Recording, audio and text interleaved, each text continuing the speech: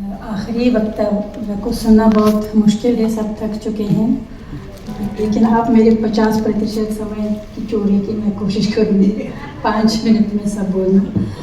वैसे साहित्य का प्रचार प्रसार का 3 रास्ता है जैसे मेरे नज़र में।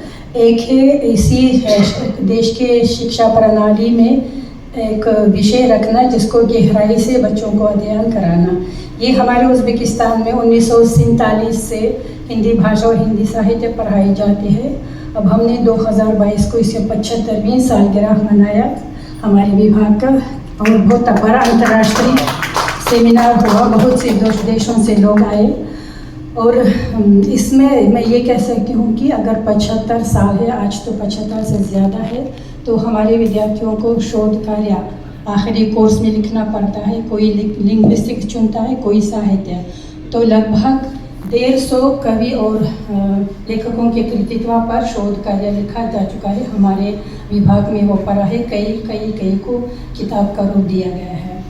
और दूसरा अनुवाद का काम है। अनुवाद तो साहित्य के प्रचार प्रसार में सबसे मुख्य काम है, और हमारे उज़्बेकिस्तान में अनुवाद का काम 2 काल में विभाजित कर सकते हैं। एक तो सोवियत काल, दूसरा स्वतंत्रता काल। सोवियत काल में क्यों हम ये बताते हैं, क्योंकि हमारे उज़्बेक लेखक कवि हिंदी के भारतीय लोगों की, भारतीय लेखकों कवियों की रचनाओं को रूसी में पढ़ के उससे बहुत प्रभावित होकर रूसी से उज़्बेक में अनुवाद किया, और बहुत सारी किताबें छप के आए भारतीय लेखकों की कहानियाँ, भारतीय लेखकों की कविताएं करके उन्होंने रूसी से अनुवाद किया। इसका मतलब उनका भारतीय साहित्य इतना पसंद आया कि रूसी में अनुवाद करने का उन्होंने कोशिश की। लेकिन स्वतंत्रता के बाद हमें सीधा भारत के साथ हिंदी में किताबें प्राप्त करने का सौभाग्य मिला। इसके बाद अनुवाद का काम और भी जारी रहा, लेकिन इसमें सीधा हिंदी से उज़्बेक में अनुवाद हुआ। इसमें सबसे बड़ा योगदान अमीरुल्लाह फैजुल्लाह जी को है। ये चौबे साहब हमारे देश में जितने विद्वान हैं सबको जानते हैं। उनका बहुत बड़ा काम है, क्योंकि उन्होंने प्रेमचंद जी के 6 उपन्यासों का उज़्बेक में अनुवाद किया। बहुत सारे कहानियों को, कृष्ण चंद्र की रचनाओं का अनुवाद किया, यशपाल जी का, दुग्गल जी की रचनाओं का अनुवाद किया, और सारे उनके अनुवाद एक किताब के रूप में छप के आए हैं। और उनका ये एक और बड़ा काम है अनुवाद के काम में, महाभारत और रामायण को भी उन्होंने हमारे ये तीसरा जो लाइन है, यो थिएटर या टीवी द्वारा भी हमारे देश में 3 बार रामायण और 2 बार महाभारत सीरियल दिखाया गया, और उन सबको अमीर फैजुल्लाह जी ने बहुत सुंदर करके अनुवाद किया। और इस साल हमारे विभाग में जब नया राजदूत साहिब आए, स्मिता पांजी, उन्होंने कहा कि उज़्बेक महाभारत को उज़्बेक में अनुवाद करना है। तो हमने कहा हमारे यहाँ विभाग में अमीरुल्लाह फैजुल्लाह जी के महाभारत सीरियल का 800 पृष्ठ में हमने उसको टाइप करके रखा है, सिर्फ उसको प्रकाशित करना है, क्योंकि सीरियल में बहुत सी बातें अच्छी तरह प्रस्तुत की गई। महाभारत के बारे में उज़्बेक लोगों की जानकारी ज़्यादा अच्छी रहेगी। सोवियत ज़माने में महाभारत का अनुवाद हुआ था, लेकिन वो भी रूसी में, थोड़ा सा वो कुरु पांडवों की लड़ाई के बारे में, इससे आगे कुछ नहीं है। लेकिन जो सीरियल लिखा गया उसमें शुरू से अंत तक अभी 800 का पृष्ठ में महाभारत का अनुवाद तैयार है। और इसके अलावा हमारे विभाग में बहुत शोध कार्य करने वाले हैं। आजकल निर्मल वर्मा पर मेरे एक शागिर्द PhD कर रही है, दूसरी शागिर्द तमिल साहित्य पर चिन्नप्पा भारती के उपन्यासों पर अपना PhD ख़त्म कर रही है।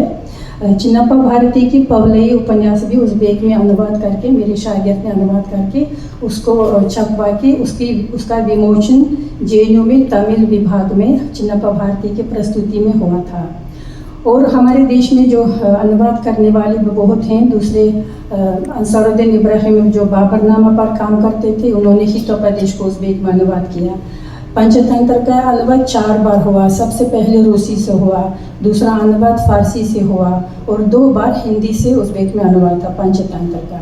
मैंने खुद प्राचीन हिंदी साहित्य में बेताला पंचविंशति का उज़्बेक में अनुवाद किया, और 19वीं सदी की ओम प्रकाश वाल्मीकि सलाम कहानी का उज़्बेक में अनुवाद किया, वो भी प्रकाशित हो चुका है।